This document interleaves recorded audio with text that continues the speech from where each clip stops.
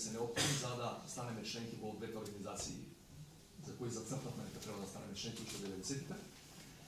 И се разбира комплетното завршување на ова моја така наречена втора транзиција ќе биде со завршување на преговорите за Европската унија, по сите поглавја. Мислам дека ние сме на добар пат да го затвориме поглавјето наречено посткомунистичка транзиција во која државата добива конечно карактеристики во клучните сегменти на демократска држава. Инаку НАТО не биде примил, не сме пред врата, него сме внатре во просторијата, не биде примил во статус на де-факто членка како се денеска и до крајот на годинава се надеваме и формално и полноправна членка.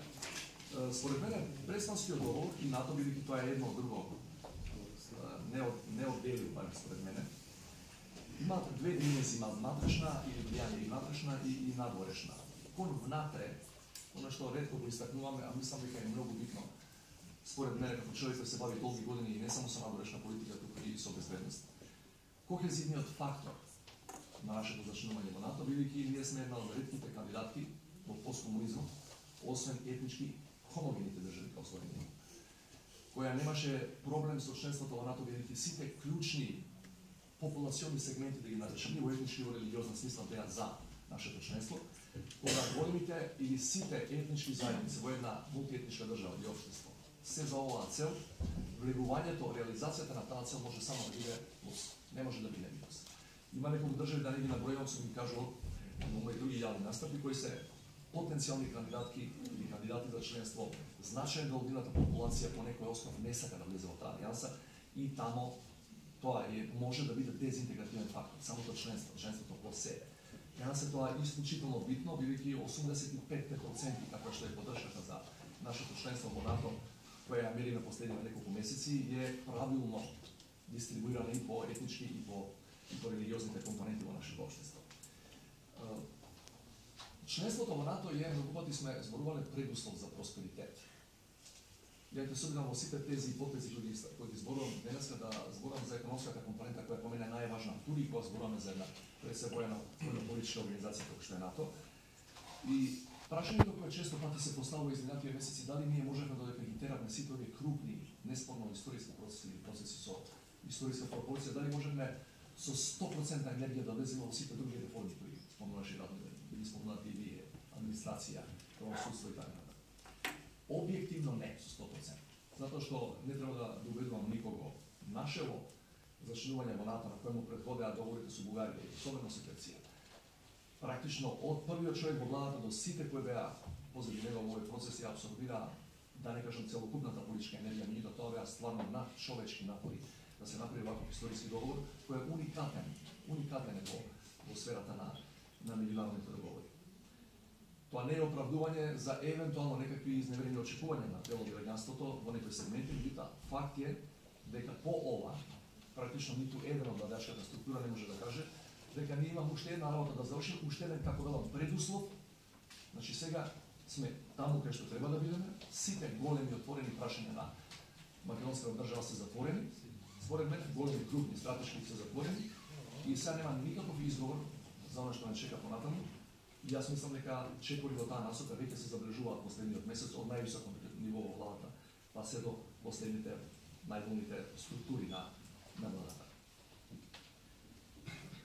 Према надвор, главен импакт, како се вели модерно или влијание, значење, нашето членство во НАТО има со тоа што дефинитивно придонесува за создавање на перцепција за Македонија како за држава со предвидлива иднина.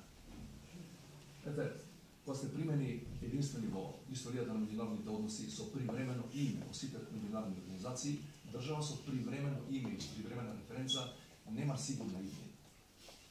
Овој договор што го направивме и начинот на кој сега влегуваме под Северна Македонија во сите организации, не случајно спогодбата со Грција се вика финална спогодба, а 95-та година ја нарекувавме интерим акорд или времена спогодба. Ние бевме постојано во некој исчекување, дури и во однос на овој така наречен наш надворешен меѓународен легитимитет и видливост. Со ова никој не може да каже дека таа држава може би нема да ја биде. Објективно, кога сте влезени во НАТО и имате ваква спогодба претходно со клучниот сосед кој претходно тоа го оспоруваше, мислам дека е јасно дека Македонија е, што се вели за веки веков, цементирана, бетонирана во овие граници и со овој меѓународен или екстерен легитимитет исто така. Според мене, во целиот овој процес од предходниот август, која подпишавме спогодбата со Бугарија, па се до ова, до Преспа и потоа, мислам дека исполнивме еден од клучните предуслови во оваа фаза, се разбира, и во однос на Европската унија, 96-97 Европската унија, помладите не знаат, ние постои таа така наречена регионална клаузула за приближување. И ние во тоа време тоа државно раководство ја одби, за жал. Дури со години ние заговаравме, независно кој беше на власт, заговаравме компаративни студии да покажеме дека сме подобри од сите наши соседи во некои области, особено во сферата на енергетичките области.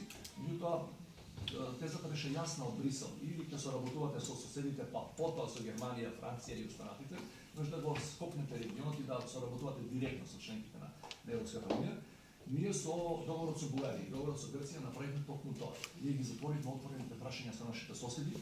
Ја мислам не е претерување ако се каже дека со тие два договора направивме основа и за историско помирување или основа, повторувам, да би било статен погрешно, и ги отворивме вратата за конечно да го затвориме така нареченото македонско прашање на позитивен начин за нас, председничките македонци кои живеат тука. Со договорот со Бугарија, сакам и таа димензија да истакнам, исто многу битна за НАТО, малку во позадина, со договорот со Бугарија не де факто го стабилизиравме коридорот 8, што е исклучително битен за стабилноста на Македонија, бидејќи сите геостратези кои се бават со нас знаат дека или ќе бидеме еднакво отворени по линијата на коридор 8 и коридор 10, така наречениот крст на стабилност, или ние ќе имаме стално проблеми ако имаме дисбаланс на тие две битни стратегиски трансферзали.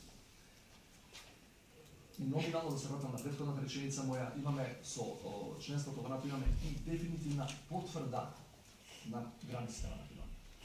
Дефинитивна потврда на границите на Македонија. Не е точно дека ние со демаркацијата на границата кон Косово пред известен број години, пред 10 години, ако не се лажам, го затворивме тоа прашање. Ова меѓународната организација, па значи и Обединетите нации и НАТО и сите други, кои ќе ве призна со овие граници, тогаш прашањето на границите е де факто и дефинитивно затворено. Сега многу ми напрашуваат околу предизвиците за понатаму, во контекст на тоа дали НАТО е можеби реликт студената војна и што може денеска да придонесе.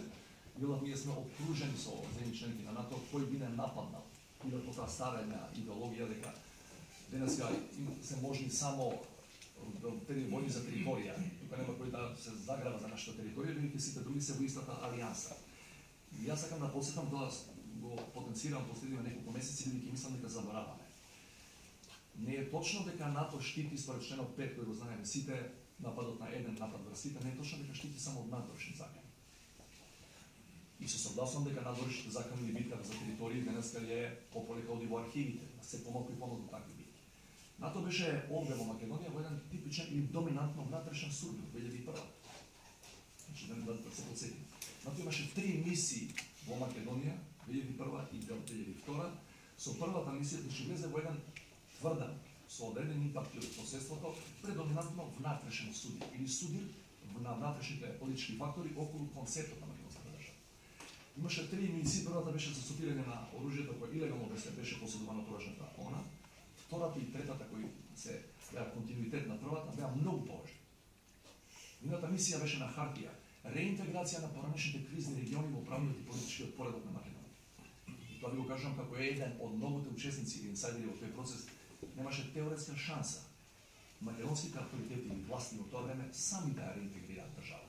Но не беше и НАТО, тука беше и ОПСЕ, и во рамковниот договор го има, неспорно, меѓутоа без НАТО немаше теоретска шанса ние да ја вратиме состојбата каква што беше пред 2001 година. И сакам да кажам дека НАТО може да помогне и во ваков тип на ситуации, иако многу не мислам дека НАТО може да дојде само како бафер зона меѓу етнички завојуваните племени, тоа не е точно. Се одиме сосема онаку со тоа сакам да завршам, да не ми издолгам предлогу. Денешните закани, освен овие борба за територии, кои полека заминуваат од сцената, денешните закани современи, модерни, се работи со кои НАТО се бави и тоа како. Значи, ова треба да го знаете. Од 2016 нааму клучна закана во сите стратешки документи на НАТО се сайбер закани, сайбер напади. На највисоко ниво, не територијалните војни, или дека некој ќе го нападне, ќе го нарекувате евроатлантски простор. Меѓутоа, во тој дел НАТО вложува многу и помага на своите членки да бидат што подобри на тоа ниво. Во рамките на НАТО ние со екипа што бевме последниот пат на подпишување на протокол, тоа не беше шега, тоа беше вистина. Значи, само што го завршија тие подпишувањето на протоколот, не бевме дојдени до аеродром за назад, ни рекоа дека еден куп информации веќе не чека, бидејќи сака да ги споделат со нас, сега сме де факто членка. Така што во тој дел ќе мораме да го засилиме тој оддел на нашата мисија во НАТО. И НАТО има многу, сојузниците на НАТО, има многу информации, например, за религиозниот екстремизам, кој е проблем и во нашиот регион, и во некои регионите се блиски до нашиот регион. Ние имаме, според податоци од нашите служби, над 150 луѓе кои се борели или се борат сега на близкоисточните боишти. Дел од нив, околу половина, да не шпекулираме околу бројката, барем не јавно, се вратени овде, или во регионот или кај нас, назад. Тие може да направат големи проблеми. Ние немаме апарат кој може во Сирија да ја покрие целата територија на таков начин и да знаеме кој е наш државјанин, што кампови посетувал, што намера има да се врати, кои му се јатаците и така натаму, но НАТО може, членките на НАТО и како НАТО може да ја сподела таа информација и на билатерална основа и тие тоа го чинат, дури и пред подпишување на протокол. Чи познатите хибридни закани, дел традиционални нови закани, фейк ньюс. Ако феноменот на фейк ньюс имаше импакт, а имаше на избори и на политички процеси во онолкави држави, како што е Америка, како што е Германија, како што е Франција, бидете сигурни дека имаше и ќе има импакт и во Македонија. Не само за избори. Идејата на фейк ньюс е да ги поткопа вербата на граѓаните во демократските вредности. Тоа не се вредности за кои вели да се бори. И во некои делови од светот таа пропаганда лично проаѓа. Има импакт врз свеста на луѓето. Може да замислите кај нас кои сме само 30 години во формална демократија, какво влијание може да има таква пропаганда. Не ништо во историска смисла, што демократијата и вредностите се градат со генерации, па и со веки. Илегалните миграции, НАТО и тоа како може да даде информација за илегалните миграции. 2015-16 ние бевме баш на коридорот кој поминува според официјалните статистики над 1 милион луѓе поминаа на наша територија. Дел од нив, еден многу мал дел од нив и со лоши намери. Добро и за тие луѓе да знаете што има намера да направат поминувајќи низ ваша територија, а тоа НАТО може да го помогне, бидејќи ние сами со автономни средства тоа не можеме се разбира да го направиме. Да спомнам само една куса реченица околу форсираните миграции. 99 имавме форсирани миграции. Вкупно во 3 месеци во Македонија дојде околу 360.000 луѓе од Косово. И во еден момент на врвот на втората половина на април 2001 имавме 215.000 во ист момент на наша територија. И повторно ви кажам, може да проверите луѓето се живи и здрави и по Министерство за одбрана и по МВР. Да ви кажа дека без логистиката на НАТО ние не можеме да направиме ништо во делот на камповите за прифат, во делот на целокупната логистика за обслужување на огромна бројка на луѓе. Значи од школување за деца до здравствена заштита, до јадење, пиење и така натаму. Тоа без онаа алијанса ние не можеме да го направиме, ние ќе колабиравме за 24 часа. Да заклучам, без патетика, се обидам, ние бевме во втор историски период. Од создавањето на државата, на 8 септември 1991, кога го живеевме според мене првиот историски период, бевме современици и сведоци на едно наистина историско случување да формираме своја држава, прв пат во историјата. Сега бевме во изминативе години нешто, во еден втор, би го нарекол, сличен по тежина и по пропорции историски момент, полека излегуваме по моја проценка од тој втор историски период во Република Северна Македонија и јас се надевам дека наредните 5 или 10 години, бидејќи сме на тој полосек, колку можам да видам во моментот, се надам дека полека одиме кон држава која ќе стане прилично здодевно место за живење. Благодарам.